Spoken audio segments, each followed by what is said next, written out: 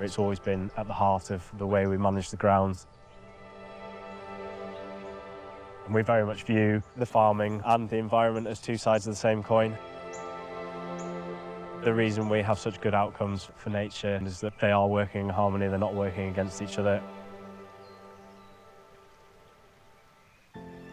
We're breaking new ground. This isn't something that's been done before. You can't map it, you can't plan for it, and all we can do is, as best we can, monitor it, try to understand what's going on and then try to shape it in the direction that we are aiming for.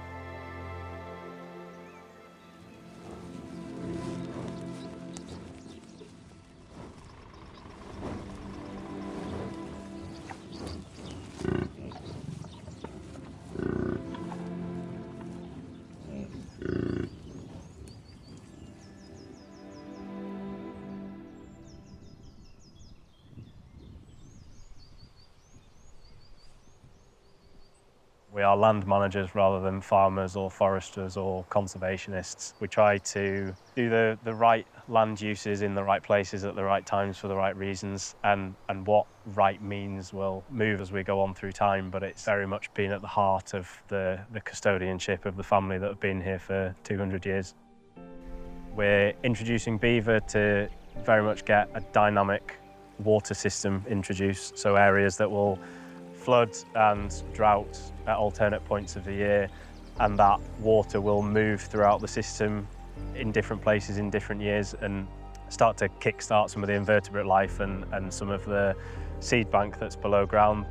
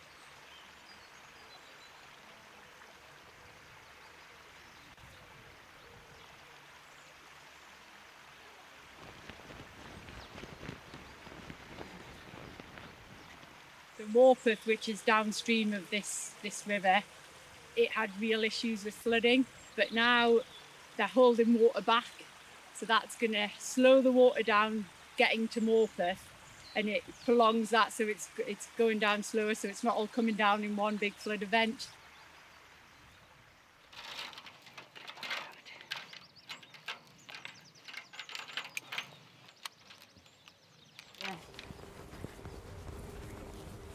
We got the beavers in July 2023. We've got 8 beavers in total. They're just amazing creatures, and just seeing what they've done in such a small space of time, and it's just amazing to watch them and see them changing the environment. That's a beaver. Looks like a kid to me. That's gone up on the bank there. So that's 3. Another one there, 4. Beavers build dams because they need that safety, so they need about 1 meter's depth of water to feel safe. They're a keystone species and ecological engineers, so as they've proven with their dams, they're brilliant engineers, and this enhances the environment for a lot of other species. So by building the dams, they're creating the pools, which is then enhancing the area for fish, invertebrates, other mammals, bird life. A small number of beavers can help a large number of other species. Having the enclosures was a way of showing people what the impacts of beavers would be and how we as humans can start to learn to live with them again. The UK has lost quite a lot of biodiversity over the years, and introducing these keystone species will really help to increase the biodiversity again and establish these areas, so the beavers are showing that they're starting to do it, so introducing other native species and bringing them back will hopefully really help create a more wilder environment.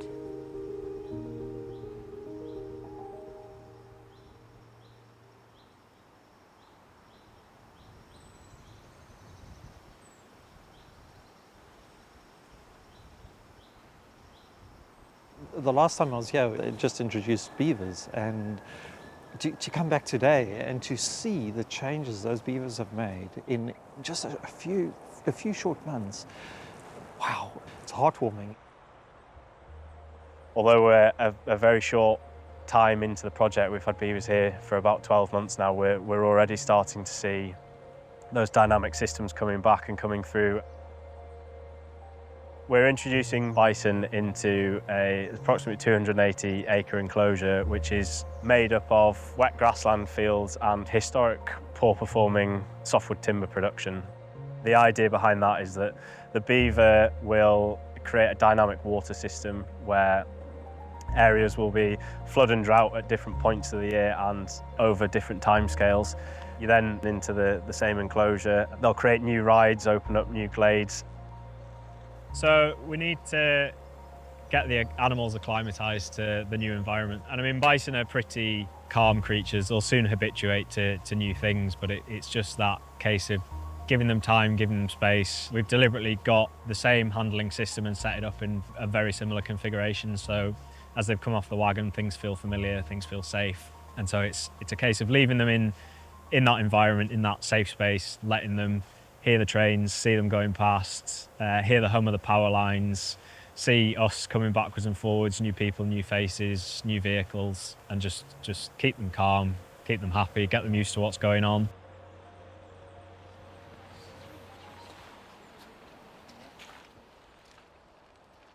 The animals were loaded in their departure location down in Kent, and then they've done an overnight journey up the country. We'll leave them to settle in there for a few days and then into the soft release area and on from there.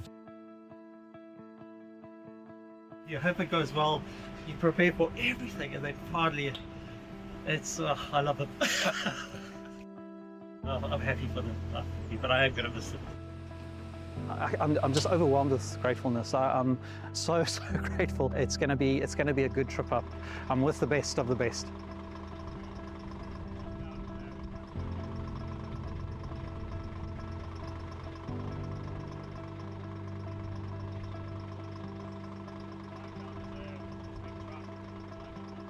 The combination of them and other species, oh my goodness, it's a match made in heaven.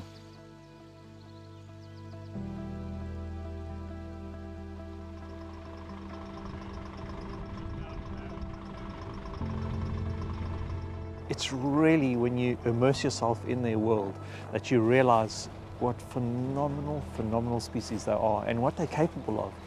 There is wisdom and depth there that we just scratching the surface.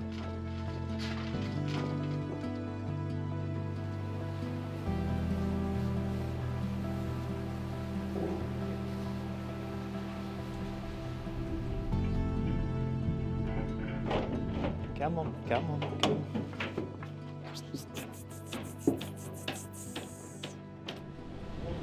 You ready? Come on. Come on, boys and girls. Hey, big lad.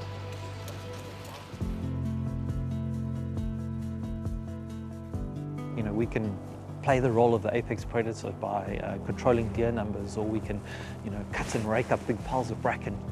But nature is so wonderfully complex. We can never do what they do. They're just out there being bison and beavers, and the magic happens.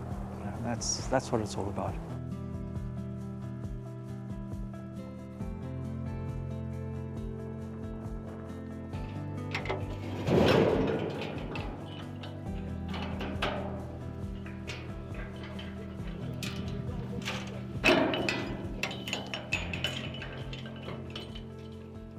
The latest State of Nature report was quite telling. It highlighted that more than 1 in 6 of our native species are currently facing extinction.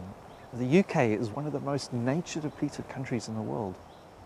This report also highlighted that lack of woodland management is one of the 8 biggest drivers of species decline in the UK, and that's where European bison come in.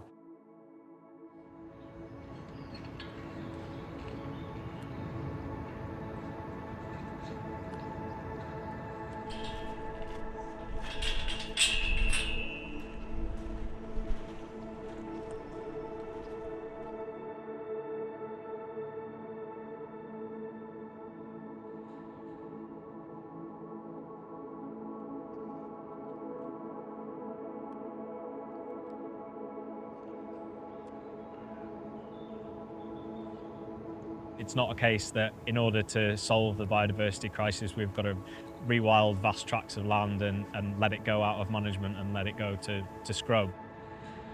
It's removing this polarity and making people think about it more as on a continuum. You can be more or less to the extremes, but actually the sweet spot's probably somewhere in the middle.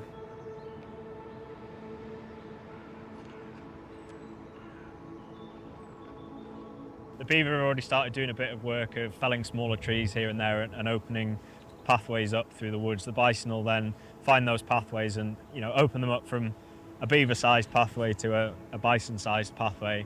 That'll start letting more light into the ground. They'll start pushing over trees, pushing over deadwood, opening the woodland up a bit more, making it more healthy.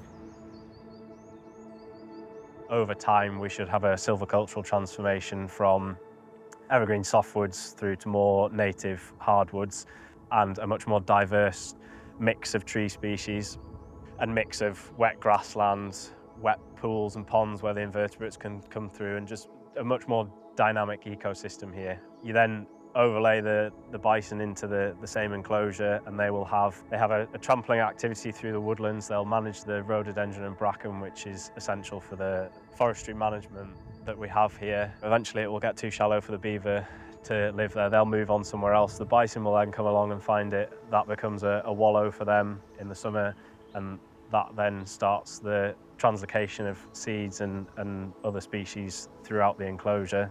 You just end up with a much more untidy but much more dynamic area and ecosystem, and it will become so much more biodiverse and rich in plant life, insect life and animals.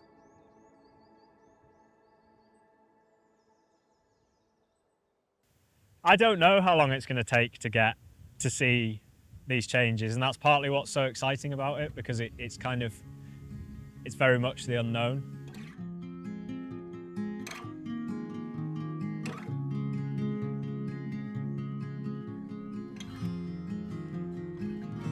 We're definitely seeing some of the improvements and the impacts of the work that we're doing. We're really excited to see how that develops over the next 5, 10, 20, 30 years.